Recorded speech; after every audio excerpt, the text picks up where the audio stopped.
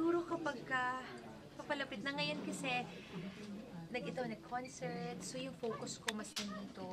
And feeling ko tomorrow kasi tapos na yung concert, wala na akong inaasikaso, ano. So feeling ko after nito, mararamdaman ko na po yun.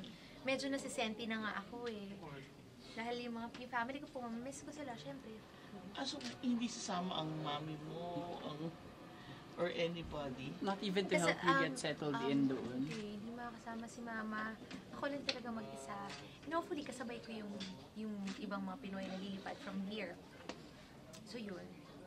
Sila mama, susunod sila. Baka may hindi ko pa sure kung Siya nabanggit kanina yung mga advice na binigay sa'yo ng iba't ibang tao, no? Pero di ba the original Gigi sa Miss Saigon noon was also a Pinay, di ba? Si Miss Isay Alvarez.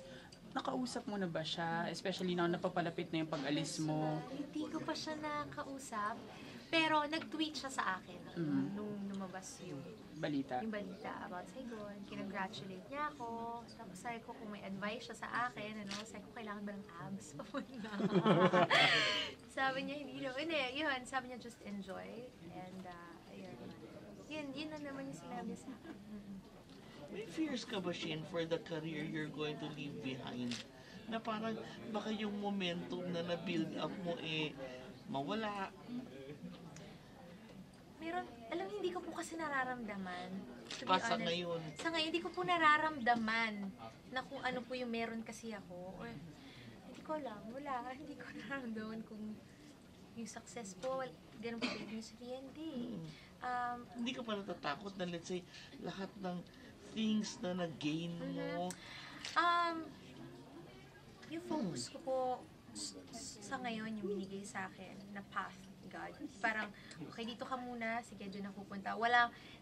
Iniisang tabi ko lahat ng worries and yung fears. Kasi, hindi rin naman makakatulong. So, sa ngayon, excited ako to grow as an artist. Feeling ko may purpose yun kung bakit ako mapupunta doon for a year. Para mag-mature ako. Ang dami ako natutunan. So, yun.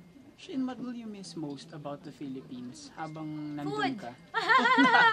Yung food! Oo! Nako, ang hirap magharap doon.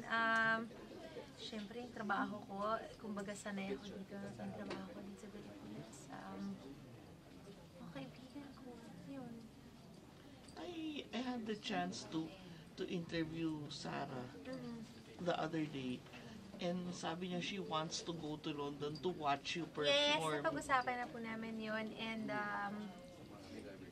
sabi ko huwag sila magsabay-sabay nila Eric, nila Christian. Kasi gusto ko by batch. Para may bisita ko, weekly, monthly, di ba? So, yan, nakaschedule. Pero pupunta sila. Pupunta nga raw sila. So, you're looking forward to... Of course. Dun pa kami magbabond, diba, sa London. So, we're excited. Kanina sa concert, sabi mo, single ka. Paano pag nakahanap ka ng pag-ibig sa London? From someone in the Nako, past. ang focus ko po talaga, trabaho. Naka-block po yan. Sure? Pagbalik ko po. Pagbalik? Pagbalik, hindi ka na single. Paano yan? Ayun. Walang masabi. Hindi ko alam Thank you.